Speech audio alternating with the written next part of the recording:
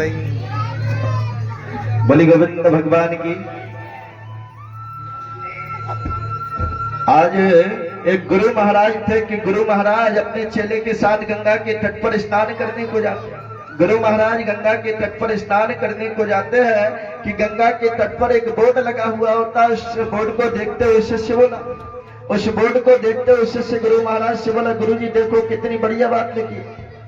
गुरु जी देखो कितनी बढ़िया बात लिखी है कि जो डूबते हुए को बचाएगा, जो डूबते हुए को बचाएगा उसको 500 रुपए इनाम मिलेगा। कितना? 500 रुपए इनाम मिलेगा। चेला बोला, गुरुजी बड़ी अच्छी बात लिखी है। गुरुजी बोले, ले चेला बड़ी अच्छी बात लिखी है। चेला बोला, गुरुजी इस काम को अपने कर ले। हाँ बेटा अच्छे रहे, एक काम करो। चेला बोला, गुरुजी 4 बार किया करेंगे दिन में।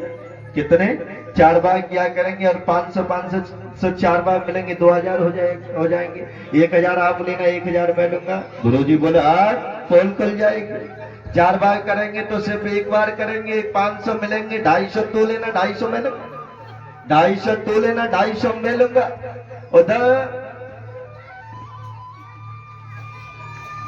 चेला बोला, तो ठीक है गुरुजी आप गंगा जी में प्रवेश करो, मैं आपको निकालने आऊंगा। गुरुजी आप गंगा जी में जाओ, मैं आपको निकालने आऊंगा। गुरुजी गंगा जी में प्रवेश कर जाते हैं। गुरुजी गंगा जी में प्रवेश कर जाते हैं। जब अंदर को जाते हैं तो चेला जैसे थोड़े अंदर को गए, कंठ तक जलाया और गुरुजी कहने लगे, बेटा ठीक हो ना, अब निकाल ले। चेला बोला, अभी कौन रुपए दे देगा गुरुजी, अभी क्या डूब रहे? जब डूबने को जाओगे तब निकालूंगा, तभी तो 500 मिलेंगे। जब लोग देखेंगे कि हाँ डूब रहे हैं महाराज, डूबते हुए को बचाया। हाँ गुरु महाराज की समझ आ गया, बात तो सही कह रहा है भाई चेला। गुरु महाराज और अंदर को चले गए। गुरु महाराज और अंदर को चले गए कि गुरु महाराज अब पूरे के पूरे डूबने लगे, पूरे के पूरे डूबने लगे। और अब गुरु महाराज का दम घुटने लगा, जीवन संकट में पड़ने लगा। तुरंत तो छलकूट मचावे, चेला निकाल ले, अब तो डूब रहा हूं बेटा। चेला बोला, गुरुजी और अंदर को जाओ। ओ बेटा यही डूब रहा हूं, 2-4 पल में यहीं पर मर जाऊंगा, दम घुट के डूब जाऊंगा बेटा, नहीं बचूंगा बेटा, निकाल ले। चेला बोला, नहीं गुरुजी और अंदर को जाओ। ओ बेटा यही नहीं बचूंगा, जल्दी से निकाल ले, सांस लेने में अब परेशानी हो रही है, दम घुट रहा है, डूबने का डर लग रहा है। बार बार उछल कूद मचाते हैं, बार बार चेले को आवाज लगाते हैं, चेला कि बेटा निकाल ले, चेला निकाल ले। चेला बोला, गुरुजी मैं नहीं निकालने वाला, डूब जाओ। और बेटा डूबने की बात कर रहा है, गुरुजी डूब जाओ, मर जाओ। चेले के मुख से जब मरने की बात गुरुजी ने सुनी, दंग रह गए कि चेला मरने की कह रहा है। इस चेले को मैं बहुत प्रेम करता था, बहुत प्यार करता था, वह चेला मुझको मरने की बात कर रहा है कि गुरुजी डूब के मर जाओ।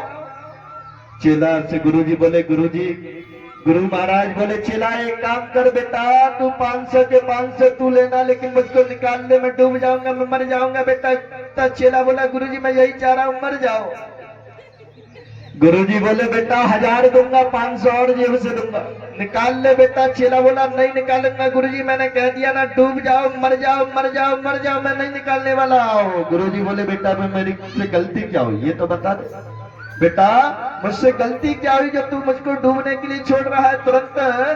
चेला बोला, गुरुजी अभी तो ये वाला बोर्ड पड़ा, अब ये वाला पढ़ लो। अभी तो गुरुजी ये वाला बोर्ड पड़ा, अब ये वाला पढ़ लो। जो मरे हुए को निकालेगा उसको 5000 रुपए इनाम मिलेगा। जो मरे हुए को निकालेगा उसको 5000 रुपए इनाम मिलेगा। बताओ 500 अच्छे या 5000 अच्छे? कितने अच्छे हैं? तो बताओ भाई, जिंदे गुरु को क्यों निकाले है? डूबते गुरु को ना निकालेगा कि बड़े गुरु को निकालेगा तो 5000 मिलेंगे। कहने का मतलब गुरु महाराज डूब के मर गए, गुरु महाराज डूब के मर गया। और चेला इतनी अंदर से कहा गुरु महाराज को निकाल कर के लाए, चेले पर तो गुरु हत्या का पाप पड़ा, गुरुजी वैसे मर गए। लोभी गुरु लालची चेला, दोनों नरक में खेलम खेला। कहने का मतलब सदगुरु तो अवश्य बनाओ, लेकिन गुरु बनावे जान के, पानी पिए छान के। गुरु अवश्य बनाने चाहिए, लेकिन देखभाल करके बनाने चाहिए। देवर्षि नारद ने ध्रुव महाराज को दीक्षा दी और दीक्षा देने के उपरांत, गुरु मंत्र देने के उपरांत बना बजा करके तप करने में लीन हो गए। एक पैर पर खड़े हो जाते हैं, बिना कुछ खाए, बिना कुछ न पानी पीते हैं, न भोजन खाते हैं, कुछ न खाते पीते। एक पैर पर खड़े होकर के घनघोर तप में लीन हो जाते हैं। दम घुटने लगता है, प्राण संकट में पड़ जाते हैं, श्वास मंद मंद पड़ जाती है। भगवान नारायण को अपने भक्त की ईश्वरी आती है, हो मेरे भक्त के प्राण संकट में। आज भगवान नारायण को उदारता आती है, अपनी भक्ति पर दया आती है और तुरंत अपनी उसी अवस्था में आज भगवान नारायण के रूप में ही बड़ा में अपने भक्त को गोद में उठाने के लिए, गोद में लेने के लिए अवतार ले